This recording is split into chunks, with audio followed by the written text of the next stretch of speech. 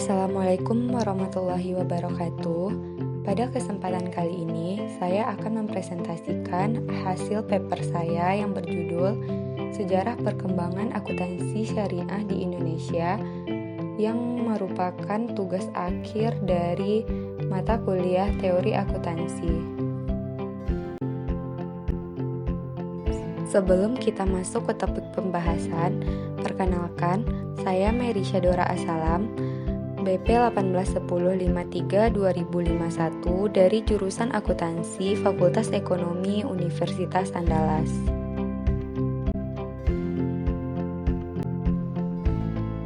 Pendahuluan. Akuntansi yang pertama kali dikenal oleh masyarakat Indonesia adalah akuntansi konvensional, yaitu dimulai dikenal semenjak tahun 1690-an. Orang yang pertama kali menemukan akuntansi adalah Luca Pacioli, sehingga beliau dikenal sebagai Bapak Akuntansi. Namun, sebenarnya jauh sebelum Luca Pacioli menemukan ilmu akuntansi, Islam terlebih dahulu melakukan pencatatan dagang. Dibuktikan dengan para pedagang Arab yang melakukan perdagangan ke berbagai negara, sehingga mereka sekaligus mengajarkan bagaimana teknis dalam pencatatan dagang. Inilah yang menjadi asal-usul pembukuan dagang. Ilmu ekonomi pada masa kejayaan Islam bertujuan untuk kebahagiaan dunia dan akhirat yang bersumber dari Al-Quran dan Hadis. Tetapi dalam ilmu ekonomi barat yang mengembangkan dalam bentuk manipulasi, yang tujuannya adalah kebahagiaan dunia dengan penuh materi. Inilah yang menjadi perbedaan bagaimana tujuan dari ilmu ekonomi dari Islam dan juga barat. Sehingga di Indonesia, mayoritas penduduknya adalah beragama Islam, mulai tersadar akan pentingnya pelaksanaan aktivitas sesuai dengan ketetapan yang telah ditetapkan oleh Allah Subhanahu wa Ta'ala. Begitu juga yang berhubungan dengan ekonomi. Akhir-akhir ini, banyak sekali organisasi yang mengadakan acara berupa seminar, workshop, dan juga pelatihan yang membahas mengenai ekonomi Islam dan akuntansi syariah, mulai dari perbankan, pegadaian, asuransi, hingga pendidikan. Hal inilah yang melatar belakangi dalam pembuatan paper ini. Tujuannya adalah untuk mengetahui bagaimana sejarah perkembangan akuntansi syariah di Indonesia. Berikut ini adalah topik pembahasan yang akan saya jelaskan pada presentasi kali ini. Ada dua topik pembahasan, yaitu akuntansi syariah dan perkembangan akuntansi syariah di Indonesia. Langsung saja pada penjelasan yang pertama mengenai akuntansi syariah. Pengertian akuntansi syariah. Akuntansi merupakan rangkaian proses dalam mengidentifikasi transaksi, melakukan pencatatan, pengelolaan ikhtisar, hingga menghasilkan informasi mengenai keuangan berbentuk laporan keuangan yang bermanfaat dalam pengambilan keputusan oleh pemangku kepentingan. Sedangkan syariah merupakan sebuah aturan atau landasan yang telah ditetapkan oleh Allah Subhanahu wa Ta'ala untuk dipatuhi oleh seluruh umat manusia dalam menjalankan segala aktivitas di dunia.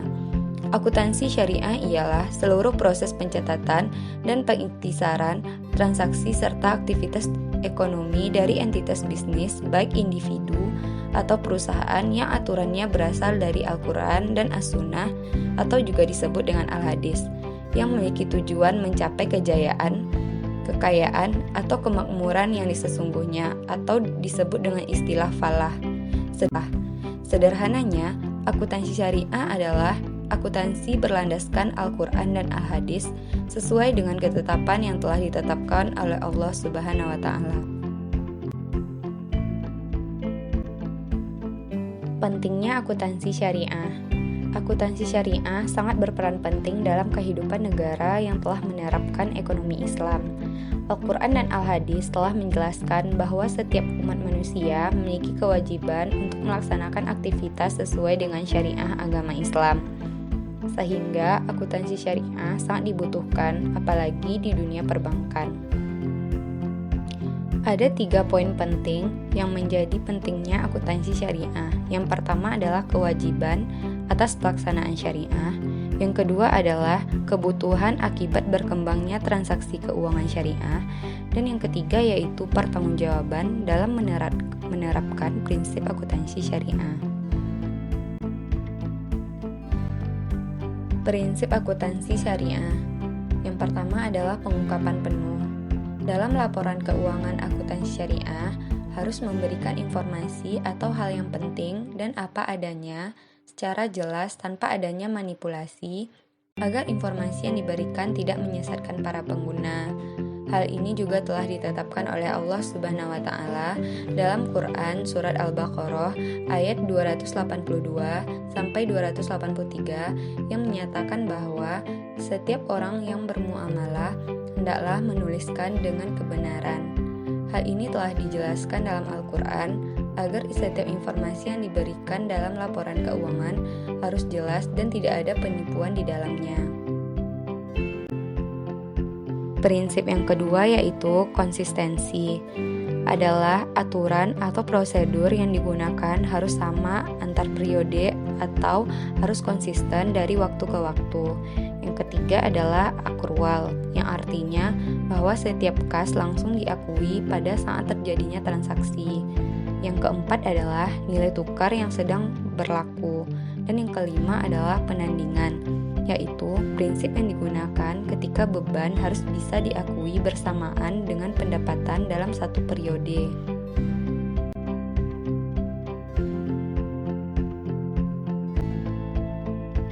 Masuk kepada topik yang kedua mengenai perkembangan akuntansi syariah di Indonesia.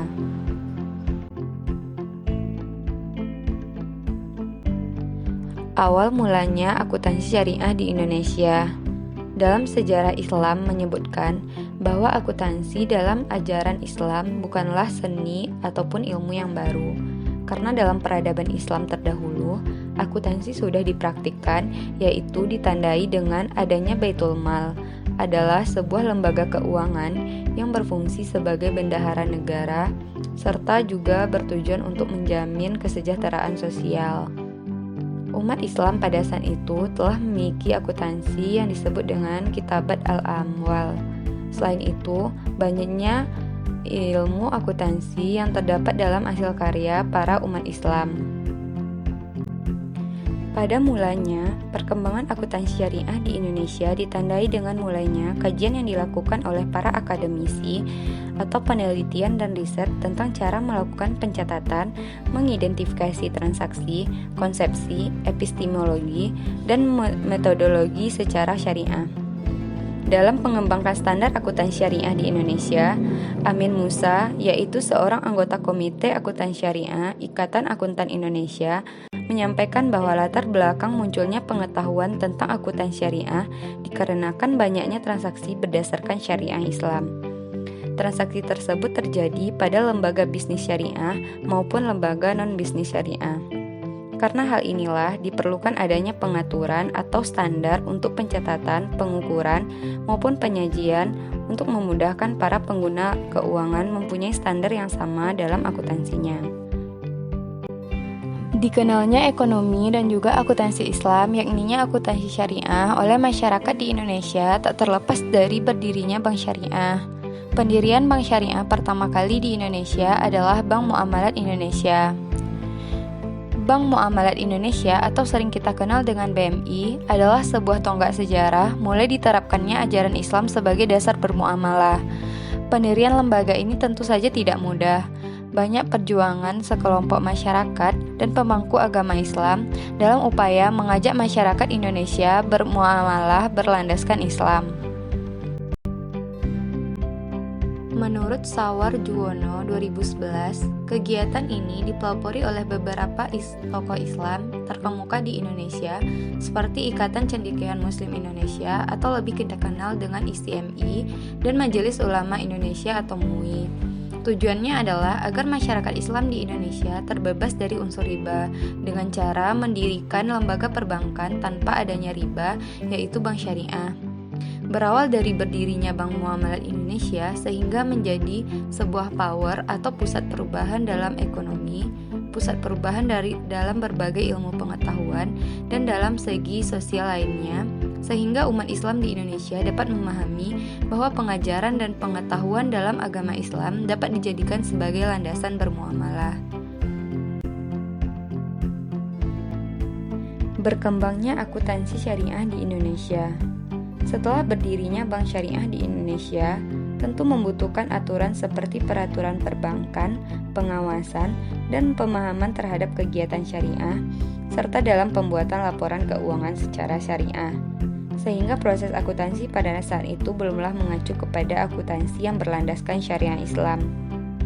Jika sudah berlandaskan syariah Islam, maka proses akuntansi dan pelaporan keuangannya akan membutuhkan dasar-dasar pencatatan dan proses akuntansi syariah.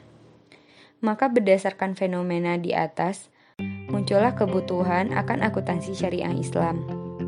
Dengan adanya kebutuhan tersebut, bisa kita lihat berbagai macam buku yang dikeluarkan yang berkaitan dengan akuntansi Islam, dan juga adanya perubahan standar akuntansi yang diterbitkan oleh Ikatan Akuntan Indonesia atau sering kita kenal dengan IAI, mulai dari PSAK 59 mengenai akuntansi perbankan syariah hingga PSAK 101 sampai PSAK 109. Tidak hanya kebutuhan akan akuntansi Islam, tetapi bank syariah juga membutuhkan aturan seperti peraturan mengenai perbankan, peraturan dalam kebutuhan pengawasan bank syariah, dan kebutuhan pemahaman terhadap kegiatan dan produk syariah, serta hal yang lainnya. Maka bersamaan dengan kebutuhan tersebut, muncullah lembaga-lembaga yang memenuhi kebutuhan di atas, diantaranya berdirinya lembaga yang mengajari manajemen dan produk syariah, berdirinya lembaga keuangan dan pasar modal syariah, serta berdirinya institusi resmi yang dapat menghasilkan para akuntan syariah. Berkembangnya tren mengenai perbankan syariah dalam beberapa tahun terakhir membuat bank syariah akan segera go public, sehingga dibutuhkanlah auditor independen yang paham dalam syariah tersebut. Pengembangan teori dan praktik akuntansi Islam di Indonesia terus berkembang karena berbagai macam kebutuhan akibat berdirinya bank syariah. Pendirian bank syariah menjadi salah satu faktor utama dalam implementasi ekonomi Islam di Indonesia. Dengan berkembangnya pemahaman mengenai bank syariah, sehingga diterbitkannya standar akuntansi syariah, yaitu PSAK 59 mengenai akuntansi perbankan syariah dan PSAK 101 sampai PSAK 109. Dalam perbankan syariah, tentu adanya perubahan dari perbankan konvensional. Hal yang paling mendasar terjadi dalam transaksi perbankan syariah adalah riba yang diganti dengan pembiayaan tanpa bunga, misalnya berupa transaksi pembiayaan mudharabah dan musyarakah dengan bagi hasil, serta transaksi murabahah dengan margin. Pencacatan pendapatan bagi hasil dan margin sebagai ganti pendapatan bunga pada bank konvensional. PSAK 59 merupakan produk pertama yang dikeluarkan oleh Dewan Standar Akuntansi Keuangan IAI yang mengakui adanya keberadaan akuntansi syariah di Indonesia. PSAK 59 tentang akuntansi perbankan syariah diresmikan pada Mei tahun 2002 dan mulai berlaku pada Januari tahun 2003. Pada PSAK 59 ini hanya menjelaskan bagaimana kegiatan transaksi yang terjadi pada lembaga perbankan syariah. Seiring berjalannya waktu, tidak hanya lembaga perbankan syariah yang berkembang, tetapi juga diiringi oleh lembaga lainnya seperti lembaga asuransi berbasis syariah, pegadaian berbasis syariah, dan koperasi berbasis syariah. Karena banyaknya lembaga yang sudah mengadopsi paham syariah, sehingga kebutuhan akuntansi juga harus menyesuaikan dengan entitas tersebut. Maka, Komite Akuntansi Syariah Dewan Standar Akuntansi Keuangan mengeluarkan PSAK yang menyesuaikan dengan kebutuhan yang terjadi. Ada 9 PSAK yang diterbitkan, yaitu PSAK 101 mengenai penyajian laporan keuangan syariah, PSAK 102 mengenai akuntansi jual beli atau murabahah, PSAK 103 mengenai akuntansi salam, PSAK 104 mengenai akuntansi istisna.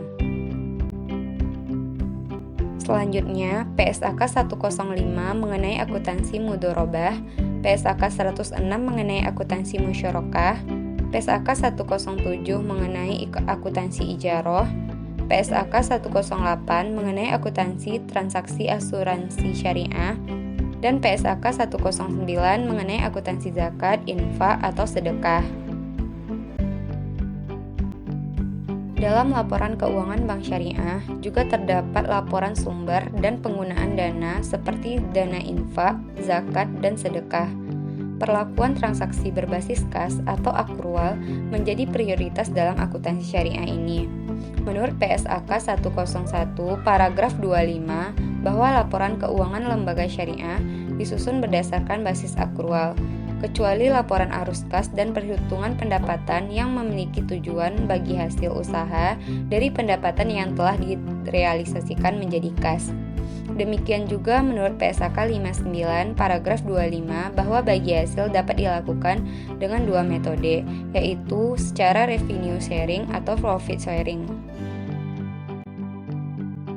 Kesimpulannya adalah perkembangan akuntansi di Indonesia berawal dari ide atau pemikiran dari tokoh Islam yang menginginkan kebebasan masyarakat Islam dari yang namanya riba. Caranya dengan mendirikan lembaga perbankan tanpa riba atau bank syariah. Bank syariah pertama kali berdiri di Indonesia adalah Bank Muamalat Indonesia atau sering kita kenal dengan BMI.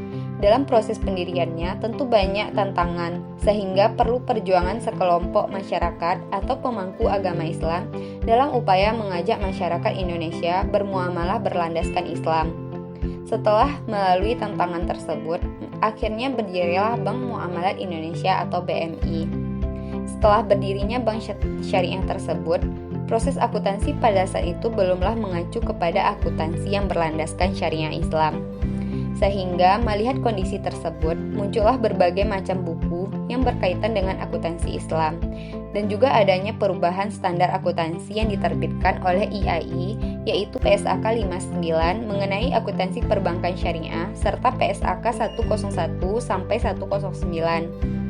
Tidak hanya demikian, kebutuhan lainnya juga dibutuhkan oleh bank syariah, seperti peraturan perbankannya, kebutuhan dalam pengawasan perbankannya, dan kebutuhan pemahaman terkait kegiatan dan produk syariah, serta hal yang lainnya. Maka bersamaan dengan kebutuhan yang terus muncul, maka muncullah lembaga-lembaga yang memenuhi kebutuhan tersebut, di antaranya lembaga yang mengajari manajemen dan produk syariah, lembaga keuangan dan pasar modal syariah, serta berdirinya institusi resmi yang melahirkan para akuntan syariah. Jadi perkembangan akuntan syariah dimulai dengan berdirinya bank syariah. Setelah itu, adanya kebutuhan-kebutuhan yang dibutuhkan oleh lembaga tersebut dalam menjalankan aktivitasnya, sehingga bank syariah di Indonesia sampai sekarang sangat berkembang menyesuaikan dengan standar akuntansi yang telah diterbitkan, dan bank syariah di Indonesia tidak kalah bersaingnya dengan bank konvensional di Indonesia.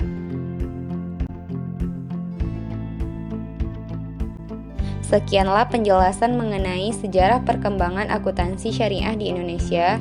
Jika ada kesalahan, saya mohon maaf. Assalamualaikum warahmatullahi wabarakatuh.